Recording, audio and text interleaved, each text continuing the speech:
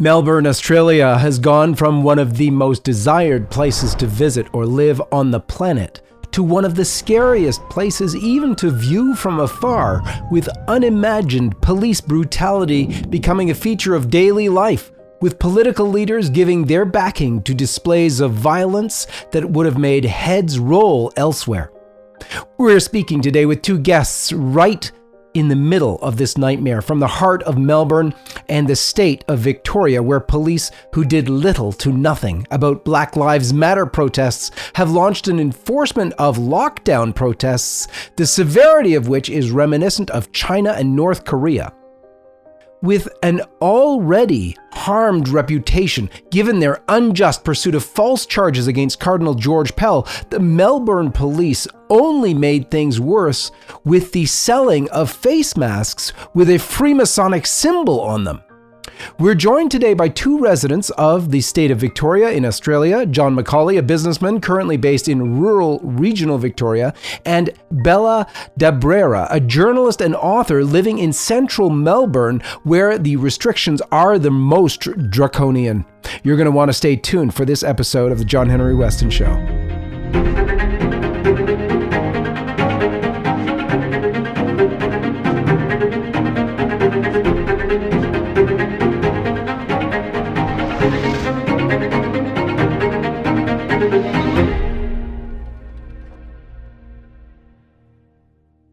John and Bella, thank you for joining us on this episode of the John Henry Weston Show. And I know that Melbourne and the state of Victoria, in which Melbourne lies, is in general a special place for the both of you. Can you start off by telling us about that and the recent changes that you've witnessed in your home? Well, if I could kick off, great to be with you, John Henry. Melbourne has been in the top rankings of the world's most livable cities for 2 decades now, usually at the very top. Unfortunately, the livability of that city is now deeply in question because people like Bella, who's down in Melbourne, and myself here in rural Victoria, the state that surrounds Melbourne, have very, very heavy restrictions upon us. But I think it's probably Bella who's suffering even worse. She's under a 5-kilometre restriction by which you can only leave home for 4 reasons, one of which would include just buying groceries. That's actually better than it was a week ago. I had only 2 reasons to leave a week ago, and we were only allowed out for an hour. So it's an improvement. Wow. Yeah, Melbourne used to be a lovely place, and it's completely unlivable at the moment. So it's an incredible transformation that we've seen almost overnight. It's impossible. I mean, we're getting images from your neck of the woods that are they're horrifying most of the world. And yet this is one of the most picturesque, beautiful places on earth. So this is truly shocking. And obviously the rest of the world is wondering if they're not looking at a horrific premonition of what's coming to us. Now, you've seen all that you've experienced in lockdown the past 6 months or so, but what you're describing, when did that start? And there's a very much a new character to this, isn't there? It began with my own deep trust and perhaps mistaken trust in the warnings that were being issued by the World Health Organization at the start of this year. I was actually based in central Sydney, but I was very concerned about the real risk of a pandemic, so I removed myself to the Alpine district here in rural Victoria. It turned out to be the biggest mistake, not just because of what we've endured for the past 6 months and the fact that I can't get back across the border to Sydney, but because the Victorian Parliament has just passed laws that will extend the state of emergency for another 6 months. So my naive trust in trying to do the right thing has now meant that I could be up to a year. And that's a small concern because I'm a businessman. What about parents who have not been able to have their children baptized for 6 months now? And with the current restrictions potentially being extended for up to another 6 months, we could be looking at 1-year-olds, children turning 1 year of age, who have not had the opportunity to be baptized because all of our churches are locked. Well, they can baptize their own children in emergency, though, obviously. Okay. I would encourage them, if in such circumstances, and give them the high priority of baptism, to do it themselves. If they can then commit to raise the child in the faith and have the baptism entered in the church baptismal record once the churches are reopened.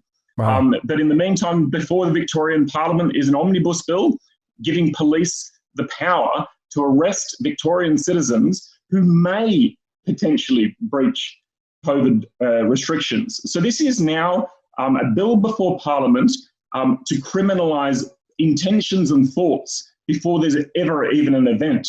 So the Victorian police and the Victorian political establishment is as oppressive as anything you'd find in Eastern Europe. Wow. Now, Bella, we've seen images of police car hitting a man, going for that man, stomping on his head. We've seen a pregnant lady who posted a Facebook post about a lockdown protest get arrested in her home in front of her children, begging that she could just, please let me just take down the post. Let me just take down the post.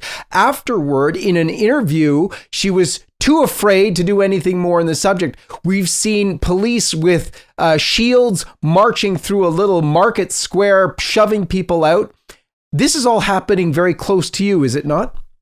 Actually, frighteningly close. I live near the seaside, and we had riot police at the end of my street on Saturday morning, and a police helicopter circling above for an hour and a half. And I can't believe the police state that I'm now living in. And I was saying to some on a program yesterday that I feel like I've woken up in 1961 on the wrong side of Berlin.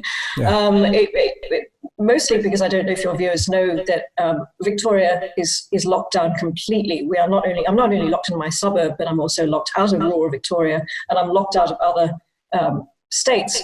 So one of the most frightening things is that our premier, who is a socialist and a liar and corrupt, is now talking about how he's built a ring of steel around Melbournians. So he's using communist language. He's talking about an iron curtain. And I don't know whether that's intentional or he's channeling, he's channeling 1960s Berlin. But it certainly feels, it doesn't feel like a police state, but it is actually a police state. And John mentioned the omnibus bill, where I can now be arrested for something that I might do in the future. And they mask the language as a coronavirus, as a conspiracy theorist. So it's terrifying. If I can stick with you for a second, Bella. Now, this situation is in modern day not seen anywhere. Yes, in the past, we can see this in Nazi Germany, but today we've seen it, yes, maybe in China or in North Korea, but nowhere in the civilized world, what used to be called the civilized world. But yet we're seeing it right there, and we're seeing it with such brutality that what is the feeling of families in their homes, your own, and others of your neighbors? What's their sense of things right now?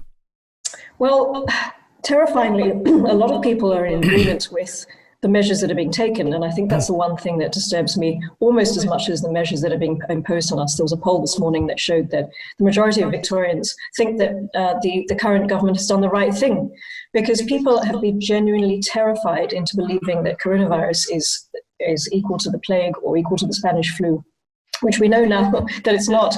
You know, John was saying earlier, he fled Sydney because he believed that this was going to be something deadly. It's turned out that it's not. So the feeling is very divided. We are now very much in a divided society, divided Australia. We have the public sector, which is growing during this, and the private sector, which is shrinking. So you have two very, very different opinions. You have the public sector and public sector workers and bureaucrats who are quite fine with it all because they haven't lost their jobs. In fact, in Victoria, they all got pay rises, whereas you've got millions of Australians in the rest of Australia that are losing their jobs, losing their livelihoods. So the feeling is very, very mixed, depending on who if you're a small business owner like John, you are going to be absolutely struggling. If you're a bureaucrat, you're fine. Wow. Personally, it's been very difficult. I've been trapped in my flat since March. I've been working and living in the same place, and it is very, very difficult. Unbelievable. Now, also, the police pressure is very real. In fact, they're not even shy or embarrassed having been caught with such brutality. In fact, the police have seemingly said, yep, that's what it's called. That's what's called for, and we're going to be doing more of it. John, if you can explain that for us. John Henry, the very definition of a police state is surely the line beyond which, if law-abiding citizens are summarily pulled over and their details are demanded of them, their particulars, their spelling of their surname, and that these things are entered into the police officer's copybook so that he can, as happened to me only a week ago, so that he can then go back to his station and start profiling me. Now, I was on a nightly walk around the local lake, as I do every evening, and I was summarily stopped. All my details were demanded of me. I asked the officer, have I done anything wrong, officer? And he said, no. And I said, then can I move on? And he said, no, you cannot move on. So that's effectively a form of arrest. He went on to demand my details without there being any basis for him to do that. And I then had him looking me up and doing slow drive-bys, getting my license plate from the car in my driveway. That's very disturbing. Someone like me who's never had any dealings with the police at all.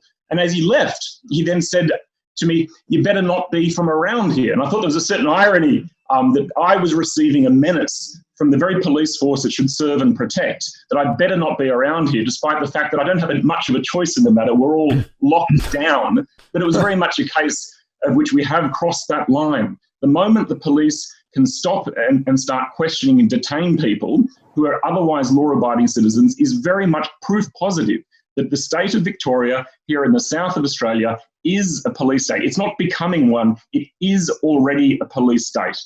Absolutely. And they were boasting, the police themselves, boasting about smashing windows on cars if people aren't offering their details when demanded by police. Let's have a look at that clip.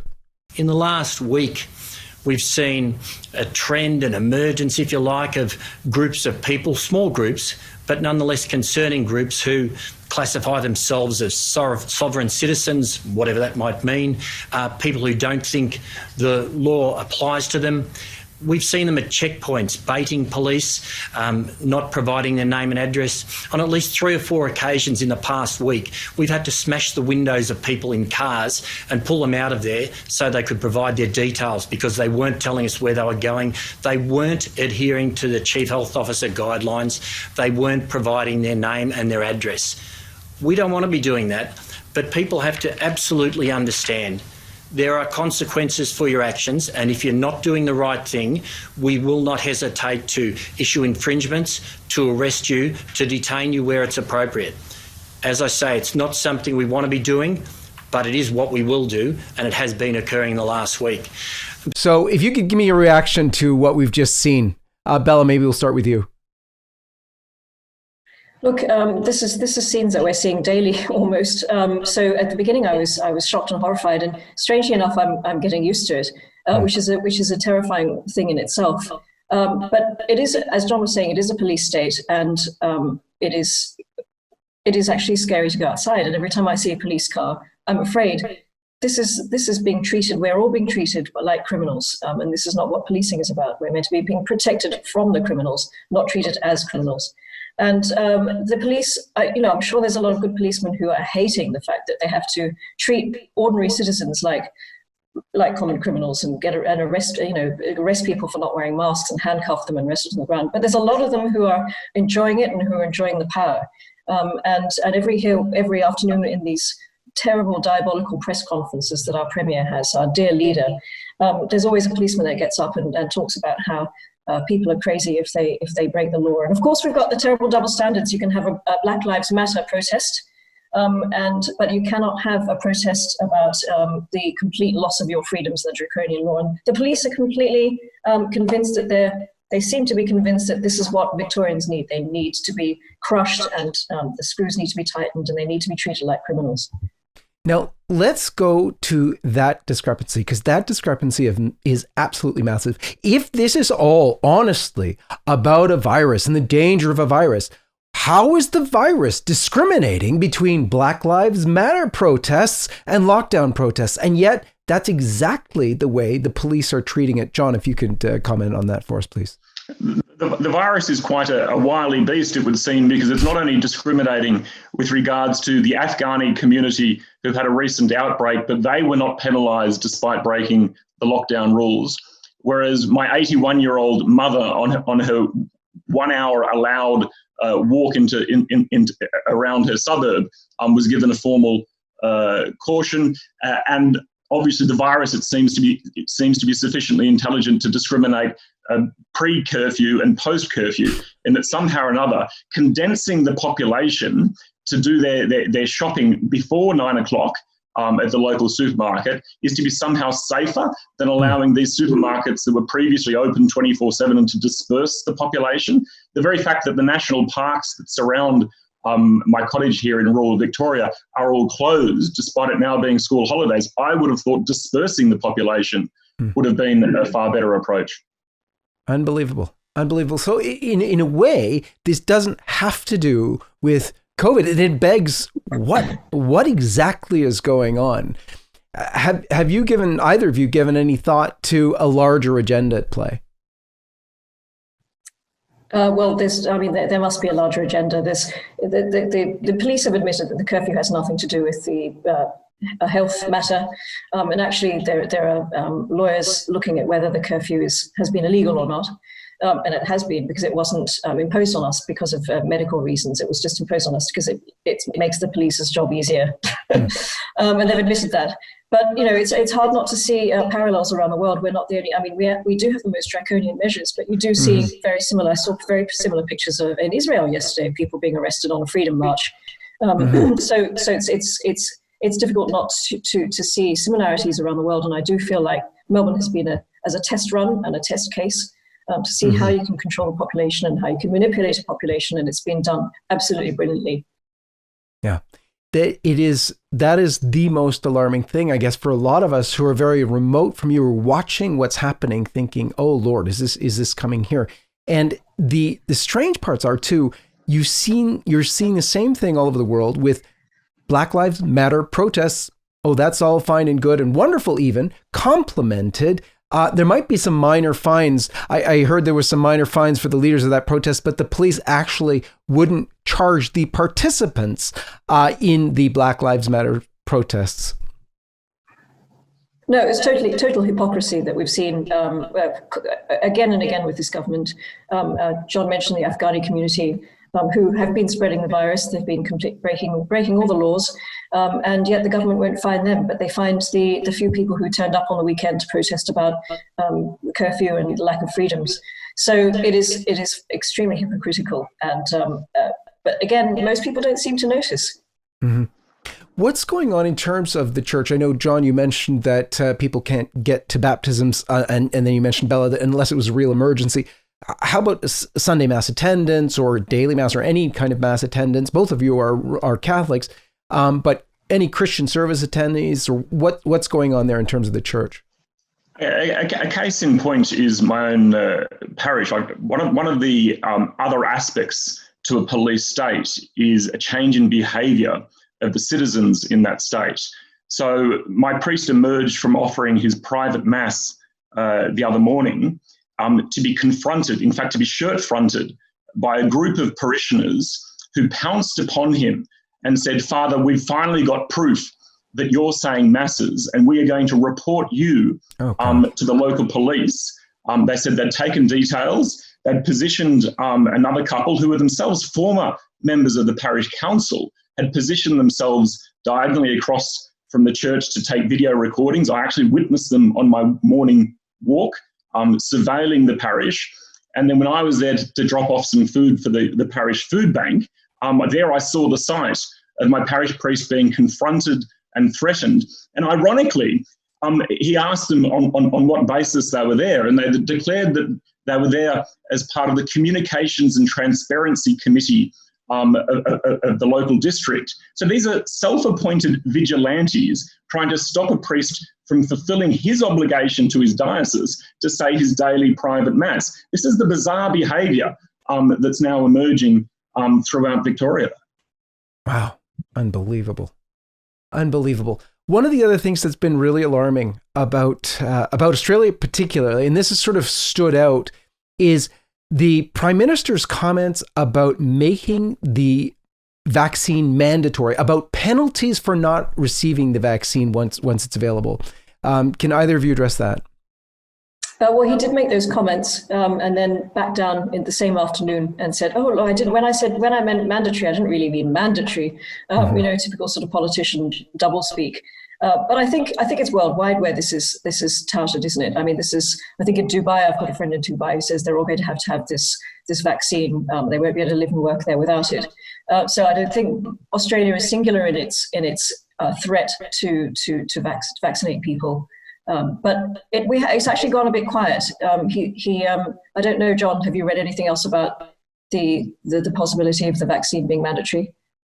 Sadly, it's just been legislated in Western Australia, giving police the powers to facilitate the process by which clinicians can mandatorily impose vaccines. Now, that's, again, something that hasn't hit the headlines. Often they're clumsily drafted bills, but they're clumsily passed bills, and so it's now statute law in one part of Australia. And this is a place where there are no cases. There are no cases in Western Australia. None. Precisely. Wow. Yeah. Unbelievable. I mean, this is so crazy. But one of the things that is, I think, unique, and perhaps not, but they've spelled out some of the penalties that will be there, the restrictions on travel, restrictions on schooling, and this is already in the, this is towards making it mandatory. So it's not mandatory in the sense that we're going to hold you down and vaccinate you and your children in front of you. You can't do anything about it, but we'll just restrict all things until you consent. We're in an interesting position, John Henry. Here in Australia, the leader of the Greek Orthodox Church is himself a bioethicist. Mm-hmm. The Primatial Archbishop of Australia, Anthony Fisher in Sydney, is a leading bioethicist. They, with the Anglican Primate of Australia, issued a response to the Prime Minister on mandatory vaccinations. But it was a rather ham-fisted attempt, because despite their stature and expertise, Archbishop Anthony Fisher, in interview, immediately went on to say he would have no problem himself taking this Oxford AstraZeneca vaccine, which has not just dubious, but downright immoral genesis in the use of aborted fetuses. So it was a ham-fisted form of leadership to suggest that there's enough of a problem to push back against this and to do the rare thing of three archbishops coming together to make a joint statement, and then to proceed that he personally would have no problem taking this vaccine. So again, the passage of time between what appeared like a bold statement and a back down is usually about 3 hours in Australia. That's the degree of pressure. That's the amount of opprobrium and public hatred that will be visited upon anyone who dares to stand up to the zeitgeist. Wow. But we have seen something. We've saw those 13 doctors who did speak out publicly against the lockdown crisis. Do you have lots of voices like that in the state of Australia, in Melbourne, or is that a rare thing? And what's happened to them since? Dr. Eamon Matheson, who led the charge, I know him through the Catholic Doctors Association. He's a wonderful man, and his signature has been joined now by many, many more doctors. All of them have put themselves on the hit list. All of them have jeopardised their careers. Few of them now are left with much of a prospect of promotion. So all strength to their arm in having courage from an objective clinical perspective to dare to question the heavy-handed healthcare response. So we'd love it if there are more voices that could join a petition like the one that Eamon's put together. It's a good start, but he'll certainly be isolated and targeted, as is anybody who dares to question the proportionality of the response. Right.